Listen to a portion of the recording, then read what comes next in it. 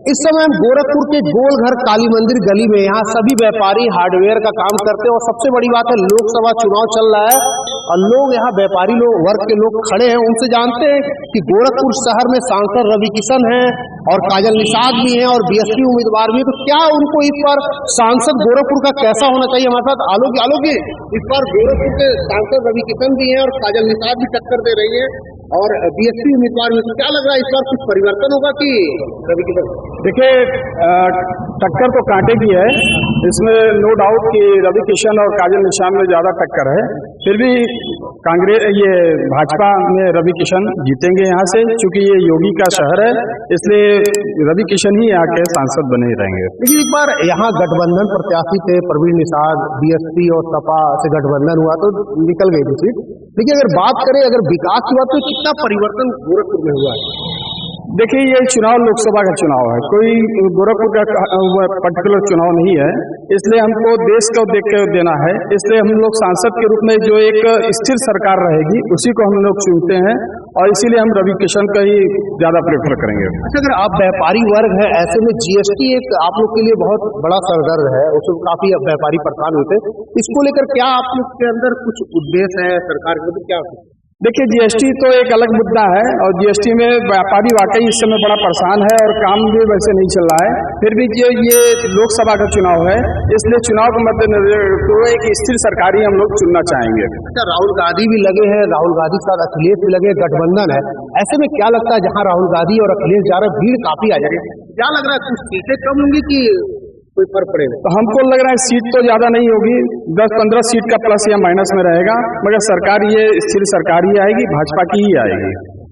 और भी हमारे साथ सर, क्या नाम है आपका? मधुर अग्रवाल। मधुर जी, क्या करते हैं? स्पेयर पार्ट्स का काम है, कार के स्पेयर पार्ट्स का। अच्छा, आप लोग की अगर समस्याओं को गिना जाए तो क्या आप लोग के व्यापार में क्या समस्याएं आ रही है? समस्याएं क्या जो पहले थी वो अब भी है, जैसे कस्टमर ऑनलाइन ट्रेडिंग के कारण हम लोग का थोड़ा सा कारोबार प्रभावित रहता है, तो ये तो रहेगा ही। ऑनलाइन जो चैनल है वो तो चलेगा ही, वो कोई सरकार भी नहीं हटा सकती है, तो ये है समस्या, मेन तो यही है। अच्छा, गोरखपुर के सांसद रवि किशन है, जी तोड़ मेहनत कर रहे हैं और काजल निषाद भी जी तोड़ मेहनत कर रही है। आई पैर टूटा था और बीच में उनको हार्ट अटैक का भी पड़ गया था और 1 महीने के लगभग 20-25 दिन के लिए लखनऊ भी जाना पड़ा। ऐसे में क्या लगता है टक्कर प्रत्याशी कौन दे रहा है? वो तो अलग मैटर है, किसी कोई अगर बीमारी है या कोई दिक्कत है, पर आपने बड़ी अच्छी बात कही थी कि कल बारिश हुई है गोरखपुर में, और बारिश होती है तो कीचड़ जरूर होता है और कीचड़ होता है तो फिर कमल जरूर खिलता है, तो मुझे पूरी आशा है कि कमल जरूर खिलेगा इस बार गोरखपुर। आप लोग क्या लगता है कि जैसे एक जीएसटी के लिए व्यापारी बड़ा परेशान रहते हैं, हरदम जीएसटी कार्रवाई, अभी चुनाव पहले हो रहा था, तो क्या लगता है कुछ मुद्दे हैं आप लोग? जीएसटी से तो चीजें सिस्टम में आ गई, जो पहले उल्टा सीधा तरीके से काम होता था, कम से कम सिस्टम से होता है, सब चीजें ऑनलाइन है, सब चीजें नजर आ रही हैं, सरकार का रेवेन्यू भी बढ़ रहा है, सरकार के पास रेवेन्यू आ रहा है तो हमें तरक्की भी दिख रही है, हमें 24 घंटे बिजली भी मिल रही है, हमें सिलेंडर के लिए लाइन में भी नहीं लगना पड़ रहा है। रेट तो बढ़ गया सिलेंडर। हमें तो वो समय, आपको वो समय तो याद होगा जब 2 लेन सड़कों पे हम चलते थे, गड्ढे होते थे। आज पूरे देश में हर तरफ 4 लेन सड़कें हैं। अगर हम आज टैक्स दे रहे हैं, बिल्कुल पहले से ज्यादा टैक्स दे रहे हैं, पर हमें फायदा भी बहुत है, मतलब हमारा पैसा वसूल है। तो क्या लग रहा है काजल निषाद है, प्रवीण है, काजल निषाद यहाँ पे और रवि किशन है, तो क्या लग रहा है कि अंतर किसका अच्छा रहेगा? जनता को तो समझदारी से काम करना चाहिए, अगर जिसने काम किया है जनता को उसी को वोट देना चाहिए। तो हमें लगता है कि जिस तरह से भाजपा की सरकार जब से पिछले 10 साल से है, देश में बहुत तरक्की हुई।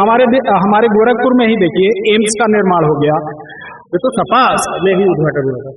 एम्स का उद्घाटन मोदी जी ने किया था। और ये फर्टिलाइजर कितने दिन से हो रहा था कि फर्टिलाइजर हम खुलवाएंगे, हम चालू करवाएंगे, इनके आने से वो भी चालू हो गया। यहाँ पे सब सड़कें वगैरह सब दुरुस्त है। अब हमें और क्या चाहिए, जनता को क्या चाहिए? उसको पानी चाहिए, बिजली चाहिए, सिलेंडर चाहिए, और क्या चाहिए आप बताइए? पाकिस्तान को अब हम घुस के मारते हैं, हम जब डरते थे, अभी हमको विपक्षी डराते हैं कि उनके पास परमाणु बम है, हम डर के रहे। क्यों डर के रहे? हमारे पास नहीं है। अच्छा, आप लोग रवि किशन को देख कर वोट देते हैं कि मंदिर को देख कर वोट देते हैं? हम लोग योगी मोदी सब दोनों को देख के देते हैं, और यहाँ जो भी कैंडिडेट भाजपा खड़ा करेगी हम उसको वोट देते हैं लोकसभा चुनाव में। लेकिन कहीं ना कहीं ये साफ कहना है कि जो मंदिर मठ से रहेगा, हम उन्हीं को वोट देंगे। हमारे पास और सर क्या नाम है आपका? ओम शंकर यादव। ओम शंकर जी, अगर बात करें तो क्या मुद्दा है इस बार आप लोगों का? मुद्दा जैसे क्या है कि थोड़ा महंगाई पे कंट्रोल होना चाहिए। विकास हो रहा है, भाजपा की सरकार में विकास हो रहा है। पर्टिकुलर गोरखपुर का बात करेंगे, गोरखपुर भाजपा का गढ़ भी माना जाता है, मुख्यमंत्री गोरखपुर का शहर भी है। तो जहाँ तक भाजपा का, तो यहाँ जीतना लगभग तय ही माना जा रहा है। विपक्ष में मेहनत कर रहे हैं, उनको भी वोट मिलेंगे, लेकिन गढ़ होने के नाते पर्टिकुलर गोरखपुर की बात करेंगे तो गोरखपुर से सीट लगभग निकलना ही है। रही बात पूरे देश की, स्टेट की, तो वहाँ पे इस समय दोनों पार्टी, जो आपका गठबंधन का सरकार है, जो भाजपा का, दोनों में कांटे का टक्कर है। ऐसा नहीं कहा जा सकता कि पर्टिकुलर इनका निकल रहा है, उनका निकल रहा है, दोनों में कांटे का टक्कर। 400 पार 400 पार तो नहीं लग रहा है, लेकिन इनका वो जो आंकड़ा है 400 पार का 280 300 समथिंग जा सकता है। ऐसा उम्मीद है। थोड़ी कम होगी क्या? नहीं, कम नहीं, लगभग वही रहेगा। कम भी हो सकता है, 2 4 5 सीटें कम भी हो सकती है। आंकड़ा 300 के आसपास आना चाहिए। वजह क्या है? वजह क्या है कि लोगों में थोड़ा महंगाई को लेकर आक्रोश है।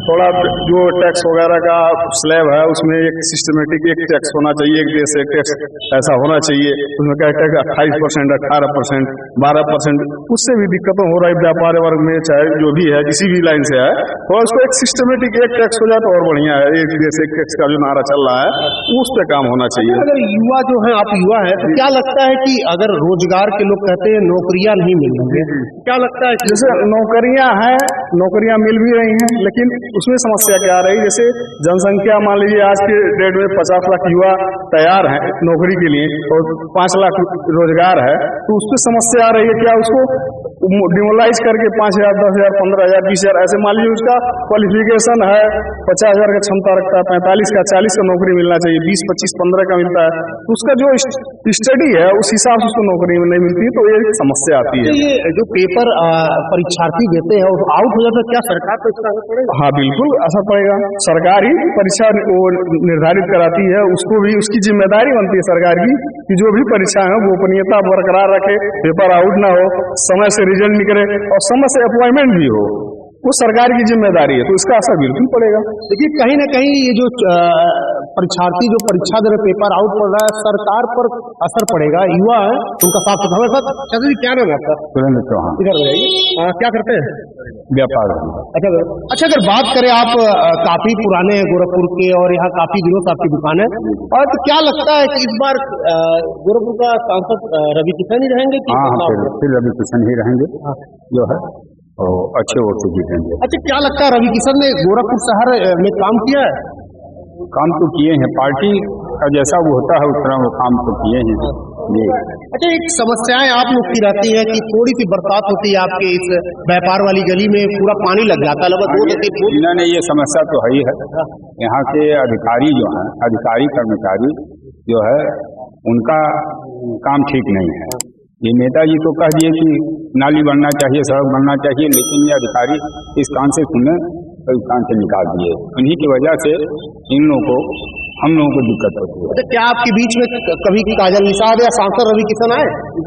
नहीं। नहीं। तो कैसे आप लोग कहते हैं कि उनको देना? इनको वो तो भाजपा के उस पर पड़ता है। अच्छा। हाँ, भाजपा के उस पर पड़ता है, मोदी जी और योगी जी के उस पर पड़ता है, रवि किशन जी के उस पर नहीं पड़ता है। अच्छा, अगर बात करें, व्यापारी वर्ग काफी नाखुश है कि टैक्स के द्वारा उनको काफी दिक्कतों का सामना करना पड़ा। ऐसे में क्या लगता है, सरकार को कोई दिक्कत आएगी इस चुनाव में? नहीं, इसका तो कोई प्रभाव नहीं पड़ना है, लेकिन ये है कि कुछ सरल इनको करना चाहिए, जिससे मतलब जो है कि आसान हो व्यापारियों को जो है टैक्स देने में भी, और उसमें जो है कुछ राहत महसूस हो।